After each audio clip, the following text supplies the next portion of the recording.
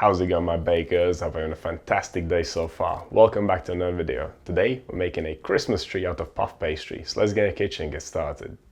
My friend Lan suggested that I should make this recipe. At first I thought I wouldn't be able to pull it off. It seemed quite intricate and complicated.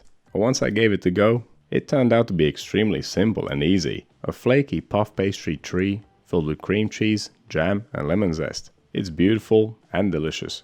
I made this recipe with my regular rough puff pastry, so if you are familiar with it, it'll be effortless. But even if you are new to this, you will be able to do it.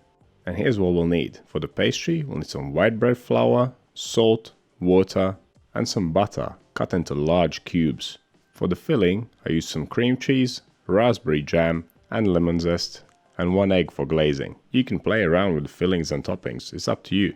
It'll work well sweet or savory. As for the equipment, we'll need a tray with some non-stick paper, a bowl, scales, a dough scraper, a spatula, a brush, a rolling pin, something to cut the pastry with. I'll use my pizza cutter, but you can use a knife. And we'll need a fine grater for the lemon zest.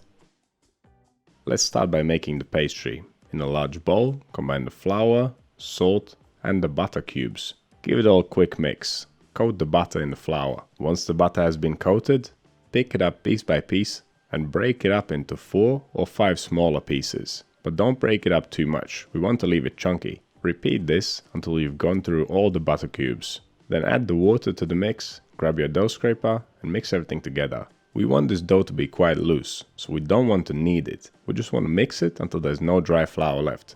Instead of kneading it, try to push it together. If there is a little bit of dry flour left over, don't worry about it. The main thing is not to overwork the dough. Once it's all nice and cohesive, wrap it up in cling film and refrigerate it for around 40 minutes. The dough will loosen up and relax during this time, which will make it easier for us to roll it out and fold it up. After the first 40 minutes in the fridge, pull the dough back out, unwrap it, dust it generously with flour, and then roll it out to about 3 times its length.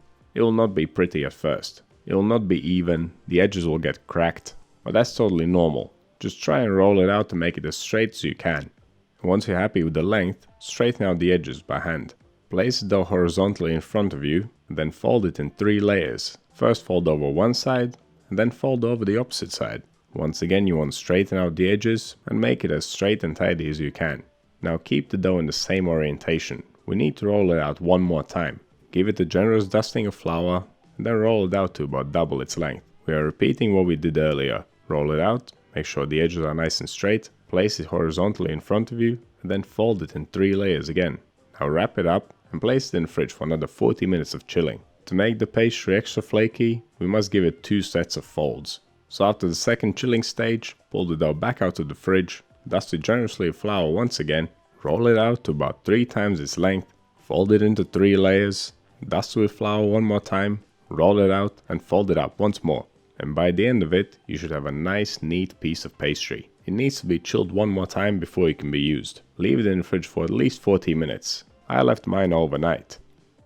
Before we do the final shaping on the day of baking, we need to preheat the oven. To 180 Celsius, 355 Fahrenheit, fan on. Or 200 Celsius, 390 Fahrenheit, fan off. Alright, let's shape this thing. I'm going to bake it on the largest tray that I have. It measures 38 centimeters long and 28 centimeters wide. That is 15 by 11 inches. So I'm going to roll my dough out to slightly larger than that. I've already cut the baking paper to fit the tray, so I can use it as a template. As I roll the dough, I check it once in a while. I don't want to make it too big and end up with too many trimmings. Okay, once you're happy with the size, use the baking paper as a template to cut out the piece of pastry.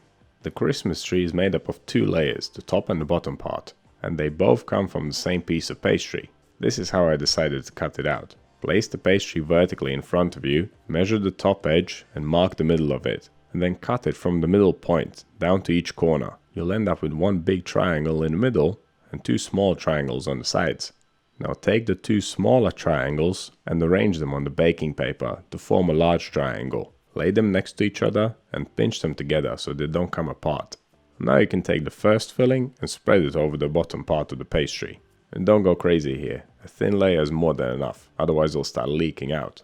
You could fill it with cream cheese and grated cheese, pesto perhaps, some olive tapenade, or even frangipane. Any filling will do, as long as you don't put too much and as long as it's not too wet.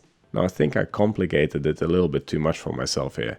In hindsight, I could have just spread the soft raspberry jam on top of the cream cheese, but I decided to spread it on the second piece of pastry. Of course it turned out fine, but it was a little bit cumbersome to place this on the second piece, and I ended up with a bunch of jam on my hands. If you're gonna do it like this and you're not careful, it might end up being a disaster.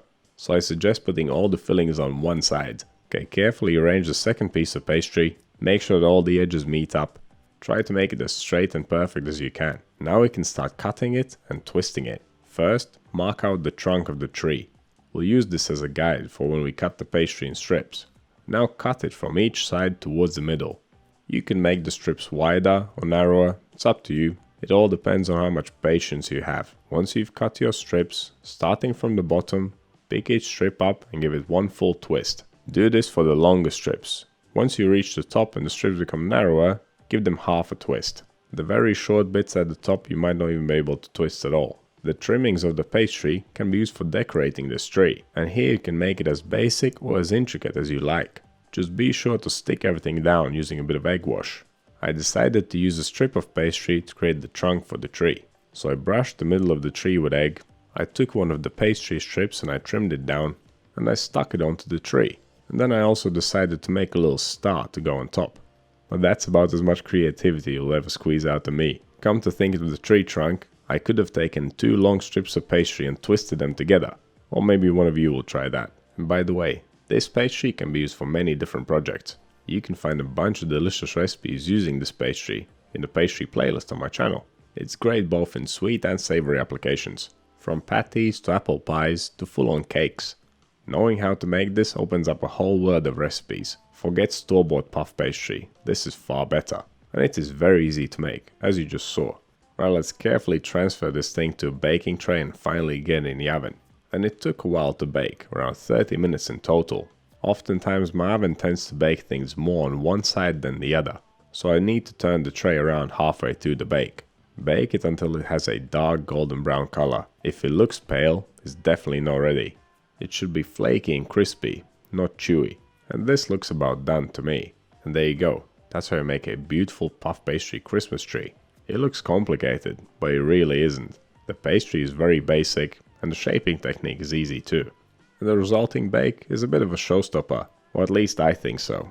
I think this thing looks pretty cool. There are a bunch of other things which we could use this pastry for, and I'm always up for new recipes and ideas. If you do decide to try this recipe, let me know how it turns out. And if you have any suggestions, also let me know. So what do you think of this recipe? What is your favorite use of this pastry? Let me know down in the comments. If you want to see videos like this one, click over here. Subscribe to the channel, click right here. That's all I have for you today. Thank you so much for watching. I'll see you in the next one.